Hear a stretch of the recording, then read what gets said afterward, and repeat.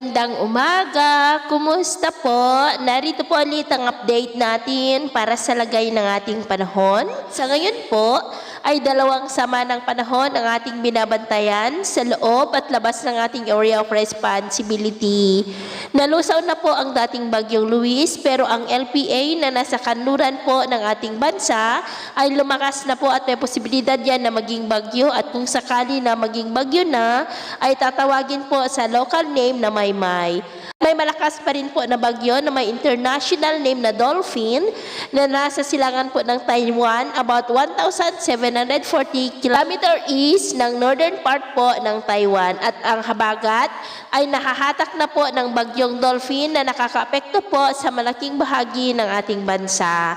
At kung titingnan po natin dito sa wind map, ang sama ng panahon na nasa kanluran ng bansa ay posible rin na mahatak ng Typhoon Dolphin kasabay po ng habagat at posible na mag-landfall dyan sa may Pangasinan o La Union bago po unti-unti na hihina hanggang sa malusaw. At ito naman ay pinapakita ng forecast model nating ginagamit hanggang po sa susunod na 2 linggo. At sa lagay ng ating panahon, ngayong madaling araw ay may mga isolated rain sa ilang bahagi ng La Union, Central Luzon, Metro Manila, Calabarzon, Legazpi, Mindoro, Northern Palawan, Antique, Romblon, Guimaras, Bacolod, Sipalay, ilang bahagi ng Tagbilaran, Ormoc, Calbayog at Tawi-Tawi. At mamaya po ay sisikat naman ang araw sa malaking bahagi ng bansa pero dahil sa sama ng panahon na nasa kanluran ay maulap ang kalangitan with isolated rain sa may Central Luzon, La Union, Nueva Vizcaya, Quirino, Aurora, Calabarzon, Mindoro, Romblon, Palawan, Antique, Iloilo, Negros, Tagbilaran, Ormoc, Samar at Zamboanga Peninsula.